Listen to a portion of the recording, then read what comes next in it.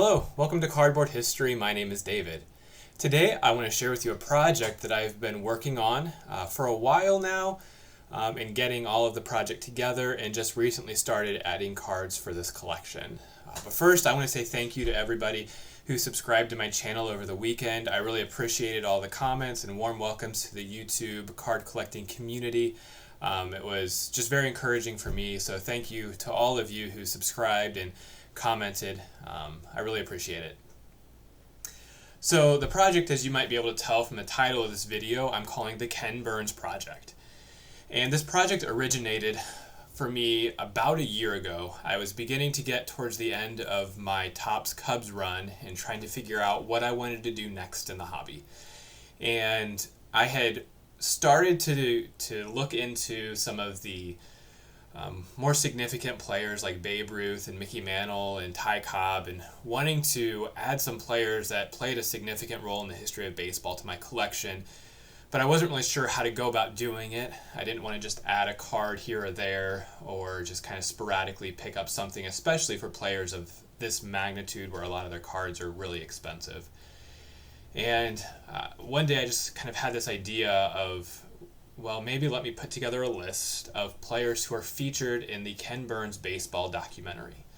Now, for those of you that aren't familiar, Ken Burns put out a documentary back in 1994, which is entitled Baseball, and it is made up of 9 episodes, which are called the 9 innings, and he tells the story of the history of baseball, starting from its inception and sort of the origin myths all the way up to the 1994 season. And then in 2010, he released a 10th inning, 2-part episode follow-up, which brought up the history of baseball current through the lockout, the home run chase of '98, the steroid era, the Red Sox winning their first championship after their long drought. And so this is a documentary that I've watched several times through and just really appreciate the storytelling and the history of baseball that's included in there. And so I wanted to collect cards from players that were featured in that documentary. And so I started watching through the documentary again, this time noting players that I felt like were featured. And pretty quickly I realized that I was having a hard time delineating between players who were featured, who were discussed, who were mentioned, who were kind of ancillary players. And eventually I just decided, you know what, I'm just going to list every person who gets mentioned in the documentary and come up with a list and kind of figure out what to do with it from there. And so over the course of several months, I slowly worked my way through rewatching the documentary again and collecting the names of players and people who were significant throughout the storytelling. And eventually I got down to the list, and the list was 915 people. It was a little bit overwhelming, and so I started to kind of whittle down the list and figure out how I was going to focus on this project. And so I want to show a few things here to kind of show how I narrowed that down. So let me pull this up. So I started with these 915 from all the people that were mentioned, and I decided the first thing I wanted to do was to whittle it down to just the first 9 innings. So I think someday I'll probably expand to include the 10th inning, and I really hope someday that he makes an 11th inning and tells the story of the Cubs 2016 World Series as well. But for now, I'm going to leave the 10th inning out and probably add that in after I make a little bit more progress. And that whittled down the number from about 915 down to 720, which was still too large, so I tried to whittle it down a little bit more, and I went through all the people that were mentioned and figured out which ones had cards and which ones didn't. And that brought me down to 602 because of the 118 people that I had on my list who didn't actually have any cards available. Now, 602 was still a bit of a monumentous number, and as I was looking through trying to figure out how to go about doing this collection, I was looking in a used bookstore one day, and I came across this book, which is a retelling of the documentary, but in book form. So it has pictures, and it's almost word for word for the documentary in a lot of places. But what I did was I went through the book as well and figured out what players were mentioned in the documentary and the book. Because there's a lot of people in the documentary that are mentioned that are somewhat kind of haphazardly, their names are tossed out because somebody hit a home run over their head as they were running in the outfield, or they happen to be part of a double play and their name just gets mentioned one time. And so by including the players that were in the book and the documentary, it brought that number down to 462. And I felt like these were more so the players that played a significant role in the history of baseball. And eventually I kind of hope to kind of work my way back up towards that 915, or however many of that 915 actually have cards. But really just wanted to focus on the more significant players to start with. So when I got down to the 462, it was a compilation of different types of people that are mentioned in this documentary. And so the majority of these, as you can see, are players. There's 326 players, and they make up the largest chunk because they played arguably the most significant role in the history of baseball. After them, there's 60 executives, which I included in this group: owners, managers, presidents, commissioners, and umpires. So anybody that fits within those categories are kind of lumped under these 60 executives that are in the project. And then there's 40 figures. So these are people maybe more known for something other than baseball, like presidents, entertainers, inventors, and people who maybe played a role in the history of baseball by throwing out a first pitch or things of that nature, but their main contributions outside of baseball. The documentary kind of sets each inning in its historical frame by mentioning people of significance who were born or who died, or significant events that happened during each decade as it works through history. And so some of these people aren't really tied to baseball, but as the history of baseball progresses through the 20th century, you really see how these people and the events surrounding baseball were going on at the same time. And so I like this because this aspect of the collection allows me to delve a little bit more into the non-sport or even other sports other than baseball that still tell the story of kind of American history through this era. Beyond figures, there's 26 commentators. So these are people who either appear in the documentary and give some comments and things like that, or sports writers or sports broadcasters, people like Vince Scully or Harry Carey, who played a significant role in the history of baseball through the way that they spoke about baseball and told the story of baseball through their eyes. Then beyond commentators, there's 5 ancillary people who I really didn't have a category for. These are people like Nuffsaid McGreevy, the bar owner in Boston who is the primary leader of the Royal Rooters, or Abe Attell, Arnold Rothstein, who were the boxer and the gambler that were kind of the shadow figures behind the 1919 Black Sox scandal. So those are the ancillary characters. And then the last 3 people are relatives. These all happen to be relatives of Babe Ruth. There were several other relatives who get mentioned in the documentary, but only Babe Ruth's relatives have cards, most often appearing with Babe Ruth in one form or another, either watching his game or off the diamond with the Babe. So this is how this is broken down. And then I want to talk a little bit now about how did I set about determining which cards for each person I would collect. And if we can take this off, go back to the big screen. So once I had these 462 players, I tried to figure out how do I want to determine which cards I'm going to go after. So the first thing I knew I wanted to do is I wanted to collect playing days cards where I could. I think by telling the history, it is a huge difference between having a card that's from that same era that would have been produced at the same time that individual was playing or managing, or an executive of some sort. And between that and collecting, a 2023 Ernie Banks from Stadium Club. While this card is cool and it has some vivid photography, it doesn't really, to me, tell the history as well as that 1954 Ernie Banks rookie card does. And so I really want to stick with playing days where I can, and I kind of put the cutoff there when players don't have at least a pop 10 on their playing days cards. So some players like Oscar Charleston, John Henry Pop Lloyd from the Negro Leagues, they have cards from the Billiken series or some Cuban League cards where there's maybe only 4 or 5 in the population report. And those cards, when they do come up for auction, go for a lot of money. And I decided rather than trying to target those cards that are so rare, I would look for some more recent examples of their cards, something like the 1974 or 76 Laughlin series Negro League cards that they put out celebrating the history of the Negro Leagues. So stuck with playing day cards. For non-players, I tried to stick with living day cards. There's not as easy to narrow down that time frame, but that's kind of the initial parameters I had. Is where I went with playing day or living day cards.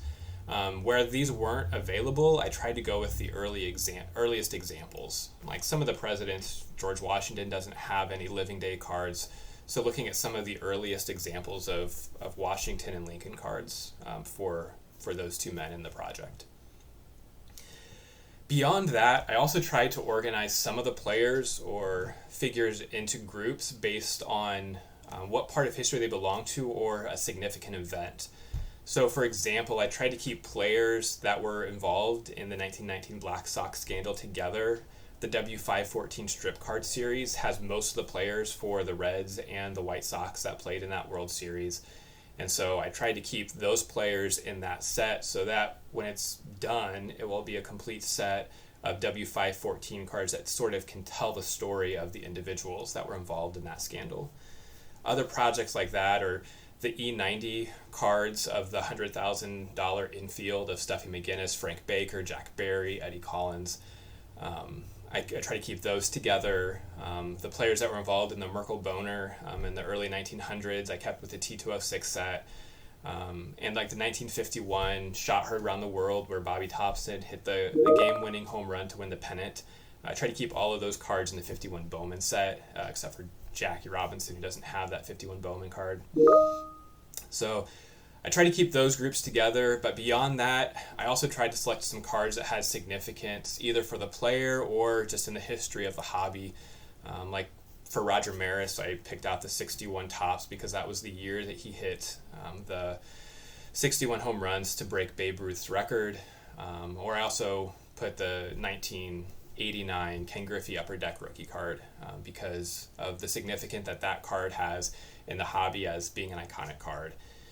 Now, there's some other obvious cards like the 52 Mantle, the T206 Honus Wagner that, for financial reasons, are just not within the scope of what I can accomplish.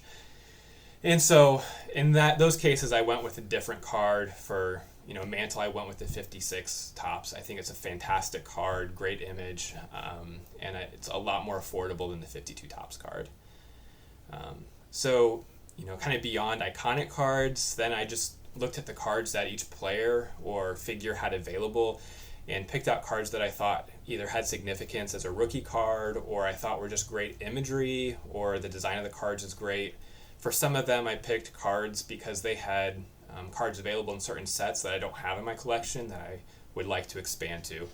So there's some form and function to it, but a lot of it's arbitrary. So that's kind of how I set up this project that I hope to continue to share with everyone as I add cards and work my way through. Just based on the cards that I had already in my collection, I'm at about 8% of the collection. So I have a long ways to go, but it's a journey that I'm looking forward to and looking forward to share with everyone. As I add cards, I hope to share them here on my channel and tell a little bit about the story of why the player or players are significant in the history of baseball or what role the individuals played.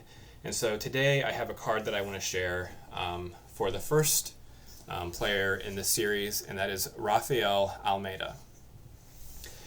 Now, Rafael has been closely tied with another player, Armando Marsans, for most of their career, and they're commonly referred to as the first Cuban players to play in the major leagues. Now, There's a little bit of debate surrounding whether or not these two players are actually the first two Cubans. It's kind of widely held that the first Cuban big leaguer was Esteban Bayon.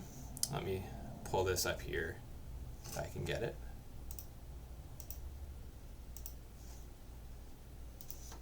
There we go.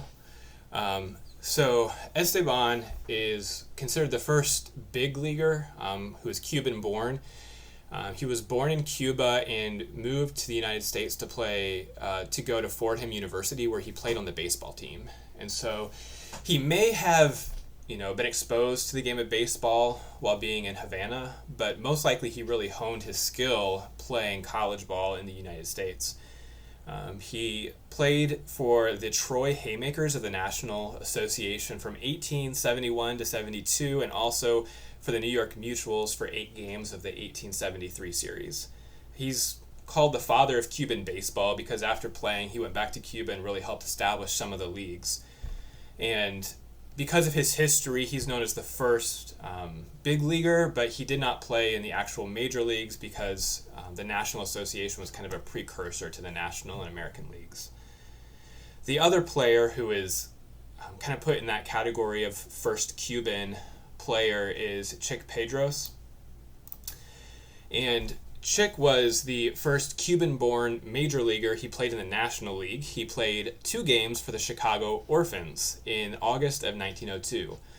The Chicago Orphans were the team that eventually became the Cubs. They were previously known as the Chicago White Stockings, and then they went through a few years where they changed names a couple times to the Orphans and the Colts until they eventually became the Chicago Cubs, which they still are today.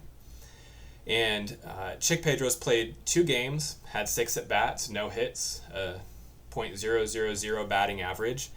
But he has that distinction of being the first Cuban-born. But he was born in Cuba, and shortly after his first birthday, he moved to Chicago. His father was Cuban, his mother was American, and so while he was Cuban-born, he didn't really learn to play baseball in Cuba. Almeida and Marsans are really the first Cubans who honed their craft in Cuba and kind of learned on the baseball fields of Havana. So these two began to gain the recognition of major league teams. As these teams would come to Cuba during the offseason in Barnstorm and play. First, they gained some notice in the minor leagues, and they came to play for the New Britain Perfectos. The 2 of them, along with Alfredo Cabrera and Luis Padron, played for the Perfectos, who got their nickname, the Perfectos, because they had quite a few Cuban players on their team. And then in 1911, the Reds business manager Frank Bancroft and team president Gary Herman brought the Cuban duo to come and play for the Reds. Now, bringing these 2 to play in the major leagues was a significant challenge because of the color barrier. A lot of Cubans were dark-skinned, and these 2 just happened to be more light-skinned, and so they were able to get in to the league, and a lot of the press surrounding their debut focused on how white they were, their Spanish heritage, really downplaying any connection they would have had to African descent, and trying to focus on the whiteness of these players just because of the racism of the day.